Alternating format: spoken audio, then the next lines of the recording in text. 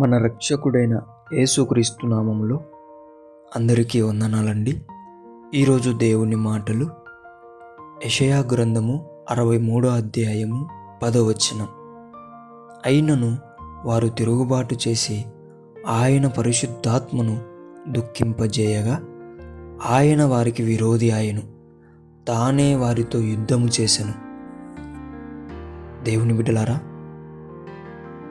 దేవుడు మన మంచి కోసము అనేక మంచి మార్గములు చెప్తూ ఉంటాడు. మనం వాటిని పట్టించుకోకుండా పక్కన పెట్టేసి పరిశుద్ధాత్ముని దుఃఖపెడుతూ జీవిస్తూ ఉంటే అది చాలా ప్రమాదకరం. పరిశుద్ధాత్ముడు మనకు మేలును ఇవ్వాలని కోరుకుంటాడు, మనకు ఒక మంచి జీవితం ఇవ్వాలని కోరుకుంటాడు. అలాంటి పరిశుద్ధాత్ముని మనము దుఃఖపెడితే దేవుడు వారి పట్ల విరోధి అవుతాడు, దేవుడు వారితో యుద్ధం చేస్తాడు. దేవుని బిడ్డలారా, దేవుడు యుద్ధం చేస్తే మనం ఊపిరన్న పీల్చుకోగలుగుతామా? ఆలోచించాలి.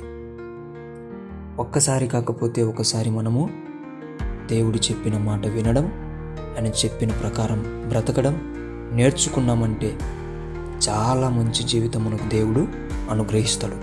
కాబట్టి దేవుని బిడ్డలారా, ఎక్కడైతే పరిశుద్ధాత్మను దుఃఖపెట్టారో ఆలోచించి ప్రార్థించి క్షమాపణ పొందుకొని వినయపూర్వకంగా దేవునికి విధేయత చూపించి ఆయన పాదాలు పట్టుకుందాం, క్షమించమని అడుగుదాం, గోజాడమని అడుగుదాం. మన తండ్రి ప్రేమమయుడే అంటున్నాడు, కరుణించేవాడే అంటున్నాడు. మనలందరినీ దేవుడు కరుణించి ప్రేమించి విడిపించి పరిశుద్ధాత్మనితో అంటు కట్టబడే విధముగా దేవుడు మనకు సహాయం చేయునుగాక. ప్రార్థిద్దాం. దేవా, మీకు వందనాలు, స్తోత్రాలయ్యా.